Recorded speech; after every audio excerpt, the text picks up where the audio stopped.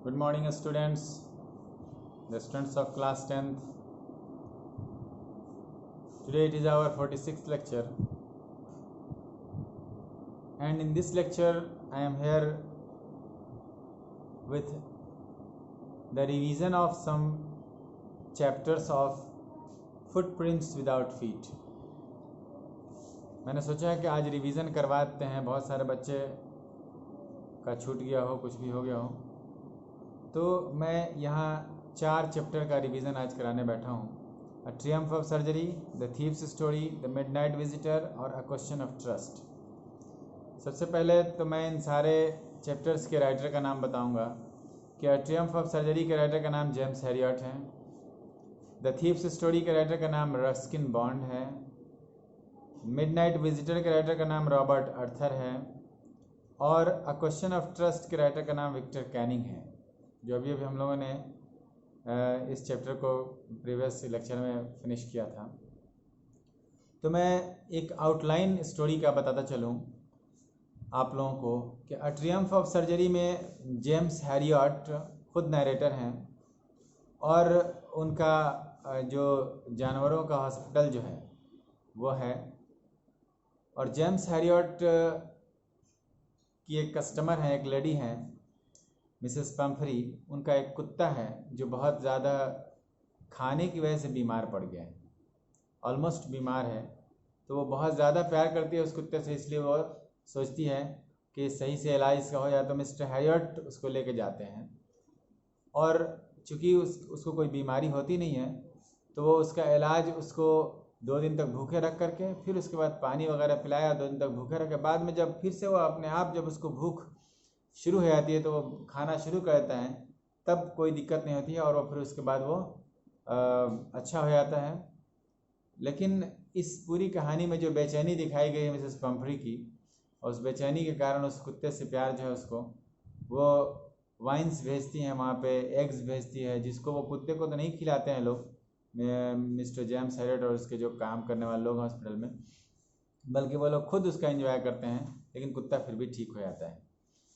और ये कहानी और थीव्स स्टोरी जो कहानी है जो रस्किन बॉन्ड ने लिखा है, उसमें क्या है, एक अनिल नाम का आदमी है और उसको चीट करने के लिए एक अपना सूडो नेम रख करके, एक फॉल्स नेम रख करके हरी सिंह आता है जो 15 साल का बच्चा है, और वो एक्चुअली वो चोरी ही करता था किसी न किसी के कहाँ घर में रह करके, और यहाँ पे भी जब आता है तो वो उसका इरादा चोरी करने का है।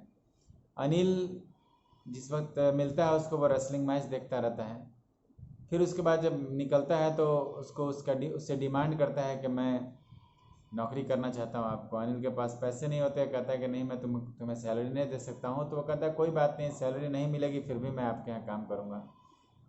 तो खाना बनाने पे खाना खिला सकते हैं, बस इतना कर सकते हैं, उसके वजह से उसको नौकरी मिलती है।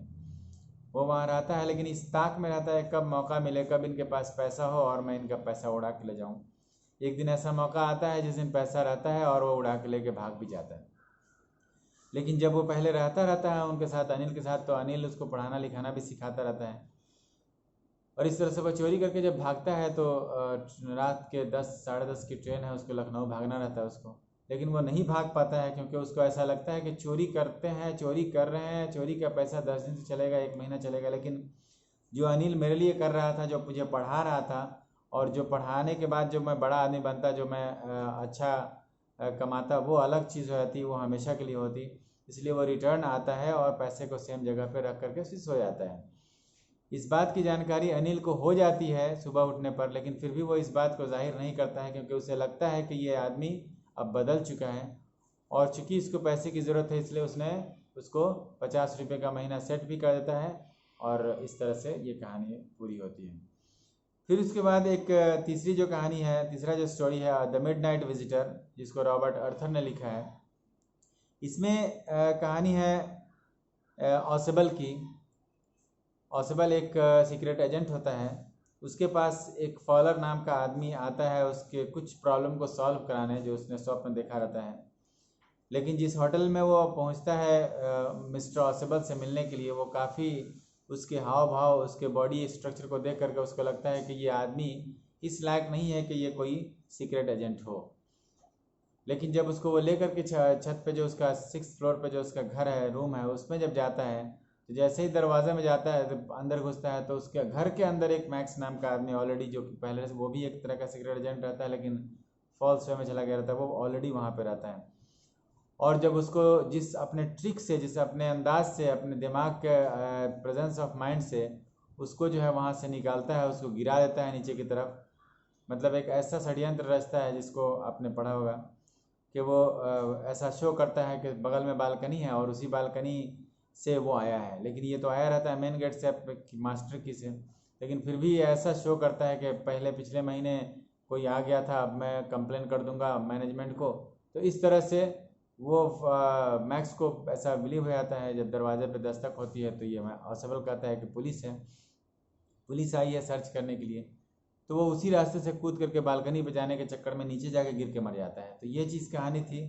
तो बाद में फॉलोअर को ये विश्वास हो जाता है कि नहीं, ये अच्छा सीक्रेट एजेंट है, इसके पास दिमाग है। फोर्थ जो स्टोरी है क्वेश्चन ऑफ ट्रस्ट, जिसको अभी अभी हम लोगों ने पढ़ा था, इसमें एक हॉरेस डैनबी नाम का एक आदमी है जो लॉक बनाने का काम करता है, लेकिन उसको एक शौक है जो वो है बुक्स पढ़ने की, रेयर बुक्स, जिसके लिए उसके पास पैसे नहीं होते हैं। तो वह हर साल तिजोरी की एक चोरी करता है, ताला काट करके। और इसी क्रम में इस साल भी वो जब चोरी करने आता है, शॉर्ट ओवर ग्रांज एक घर है वहाँ पे, तो वहाँ पे चूँकि उसका मालिक सब इंग्लैंड चले गए रहते हैं, उसका नौकर वगैरह रहता है, वो उस दिन मूवी देखने चला गया रहता है। तो ये जाता है वहाँ पे चोरी करने के लिए, सारे अपने रास्ते को क्लियर करते हुए। तो उस जगह एक लेडी, जो कि यंग लेडी है, वो पहुंच जाती है वहाँ उसको रोकने के लिए, क्योंकि वो अपने आप को मालकिन बताती है, लेकिन एक्चुअली वो मालकिन होती नहीं है। लेकिन ये उसके बहकावे में आकर के उससे डर करके उसको वो सेफ तोड़ करके उसी को दे देता है वो सामान, ज्वेलरी, जिसको, क्योंकि वो ऐसा बहाना बनाती है कि मैं नंबर भूल गई हूँ और मुझे पार्टी में जाना है तो मुझे वो चाहिए। और इस तरह से वो सेफ तोड़ करके उसको सारा पैसा दे देता है और ये उससे वादा करता है कि मैं अब कभी भी चोरी नहीं करने जाऊंगा।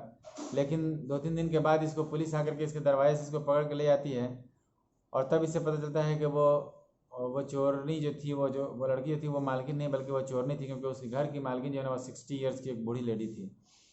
और इस तरह से वो जेल में चला जाता है और वहीं पे लाइब्रेरी में काम करता है। तो ये कहानी थी इस क्वेश्चन ऑफ ट्रस्ट की, जो कि विक्टर कैनी ने लिखा है। तो इस तरह से आपने लगभग इस लेक्चर में आपने चारों स्टोरीज़ का समरी सुना। अब नेक्स्ट लेक्चर में मैं कोशिश करूँगा कि वो जो दूसरी बुक है उस बुक का मैं द फर्स्ट फ्लाइट का उसका समरी, जो भी बुक्स चैप्टर पढ़े हैं उसका धीरे धीरे कर दूँ। So that's all for today, have a nice day.